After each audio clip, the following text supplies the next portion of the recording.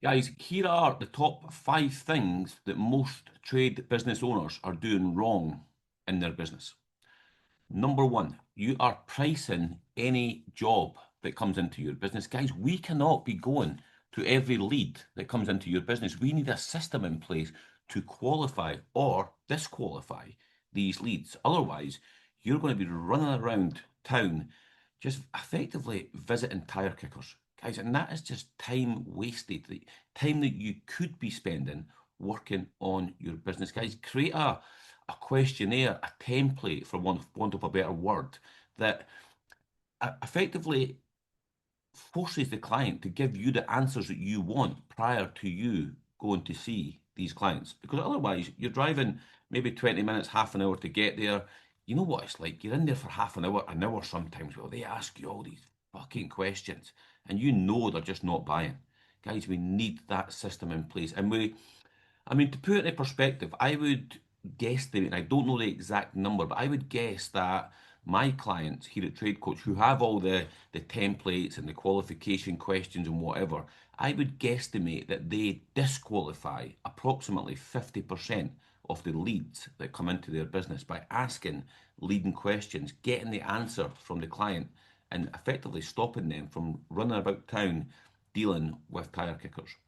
Number two, without a shadow of a doubt, underpricing. Guys, until you are pricing properly, you're never going to be able to hire someone to do the jobs that you don't want to do. So you're always going to be the tradesman, the project manager, the person who orders materials, the recruitment person, the social media person, the quote guy, the surveyor, the bookkeeper, fucking HR, you name it. You're always going to be that. And guys, we need to start thinking about what are you charging, what profit are you making, and in that profit, could you afford another wage, another 2 wages, etc., etc. If the answer is no, you're underpricing. If you can't bring somebody into your business now who's on, let's say, 35, 45 grand, right, then you are underpricing.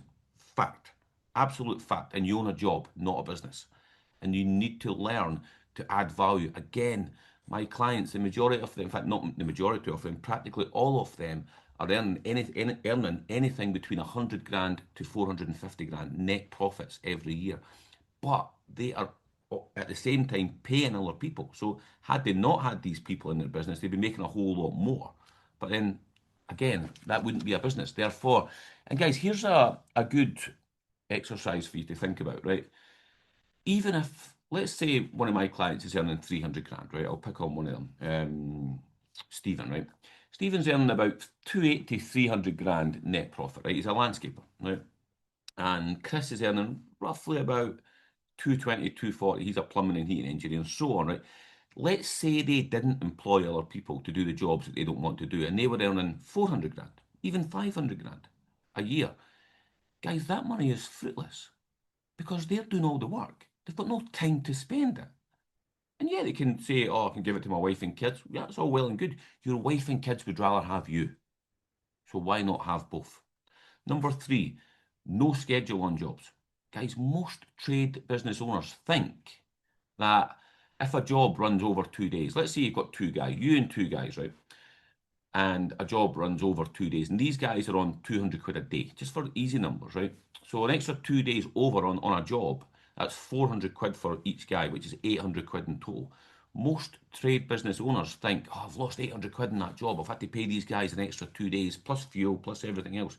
Guys, let me tell you, you have lost a lot more than 800 quid because you have lost what we call here at Trade Coach opportunity costs, profit that you should have been making on the job that you should have been on 2 days ago. Now combine that job by 10, 20, 50 jobs a year, and you are talking tens, potentially hundreds of thousands of pounds you are losing out on because you don't have a project delivery structure within your business. Again, all my own clients have all got the templates and the work packs and the CRMs and updating systems so we can keep a track on jobs. We can prepare for jobs properly, which is what you must be doing. When the job starts, we need to communicate with the client. We need updates from our teams.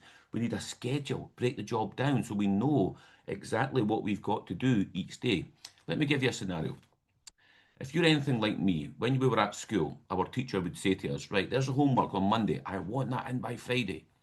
And Monday you would be like, yeah, whatever, boss, whatever. Tuesday, I'm out with the boys. Right, Wednesday, exactly the same. And then Thursday night, you would shit your pants. You'd be like, shit, I need to get that homework in. And you would rush it, you'd make mistakes. If you were like me, you'd go on a Friday morning and get somebody to give you the answers, but that's another story. But where I'm going with that is there was no structure to me completing my homework. I left it until the last minute and then panicked and rushed it and made mistakes and whatever. Your guys on site, potentially even you, will be doing not much different because you're not breaking jobs down. You're not structuring that jobs. There's no systems involved in that job, which leads me on to number 4, systems. Guys, we need systems in our business because without systems, and by the way, you've got systems in your business. The problem is they're all in there. They're all in there, and we need these documented into actual programs. And guys, this is not complicated, right? But you need someone to show you how to do it because you Google it now. Give me 10 systems for my electrical business, and Google doesn't even know because a system is not. It's not what's the word? It's not a sort of spoken thing. You can't really describe a system because you could have a system. You could have a system for making a cup of coffee, like so. But it's a documented thing that it details step by step how you do what you do. And the best way to think about a system is if you were to get hit by a bus tomorrow, could someone come into your business and open up your systems or open up a file or whatever and know exactly how to do what you do? For example, there's a system for ordering stationery. So you will have one in your head. You maybe open your laptop, you go on to wherever it is you buy your stationery from. You log in because you get trade discount. That's part of the system. You use your company card that you use for your stationery and you order it, and it gets delivered to a certain address, and so on. That's a minuscule system, but it's a system. But you know this, and it's second nature to you. But if you get hit by a bus tomorrow and somebody comes into your business, they're not going to know where to go, so they're probably going to overpay. They're probably not going to know where it gets delivered, so we're going to have to go and pick it up and so on and so on. Now, that's a really minuscule example, but hopefully you get the point.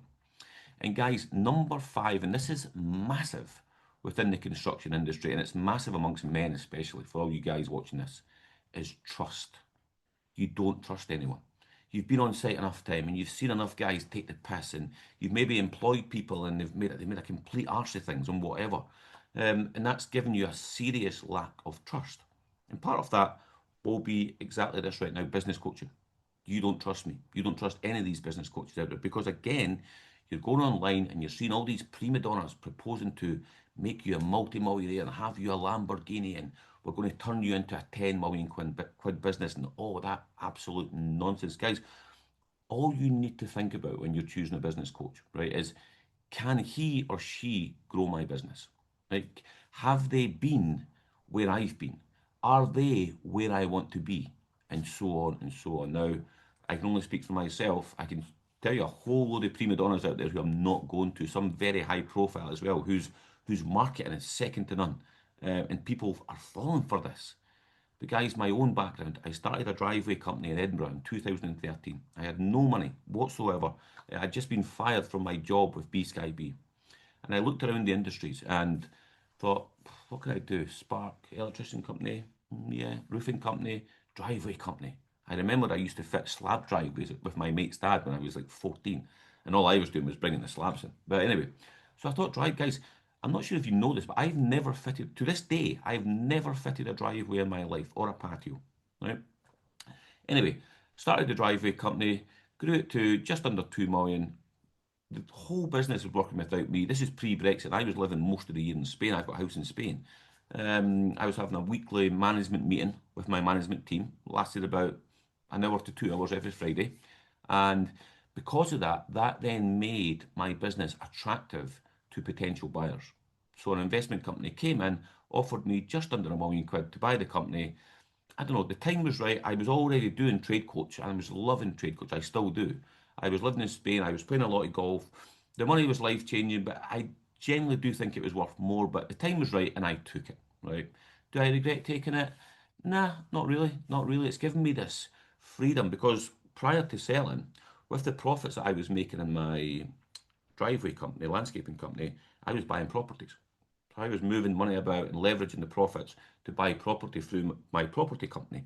And then when I sold the business, that gave me a lump of liquid cash to go and buy even more property. And now I've got just under £2 million worth of property. And that's, again, what I teach on my Off the Tools program. There's a module there for actual property investment. And guys, it's not one of these modules where like there's courses out there for 10, 20, 30,000 pounds. Guys, it's not that difficult, especially if you're a tradesman and you've got a skill set and you've got contacts. And obviously, well, most companies hopefully have got additional profit that they can leverage to save on tax to move it over to a property company. Guys, this is not rocket science. 90% of my clients are on their way to being a millionaire. A few of them already are. They're all doing £1 million plus. Some of them are closer to 3 million. Guys, you can do this. But first, you need to cut out these 5 things. If you're interested in sort of having a conversation with me and let me show you how I can grow your business, exactly what we're going to do, show you a roadmap of what you can do and try and simplify it for you so you can hear me talk similar to what I'm doing now, and you're like, yeah, that sounds pretty fucking easy. Then guys, reach out. Reach out. I'm not going to bite. You cannot buy anything on any of the calls that you have with me. It's not like I have a call and at the end I say, you must sign up now, or can you sign up? I won't even ask you if you want to sign up. We can't buy anything. It's a conversation between two men talking about how I can grow your business. You can then make a decision then, or you can go away and think about it and come back to me and hopefully join our Off the Tools program, which is changing lives, guys, like up and down the UK. Honestly, I sincerely hope you give this some consideration, guys, because it is brilliant. It's a blueprint, an A to Z blueprint of what I've done in my own business. Have a good day.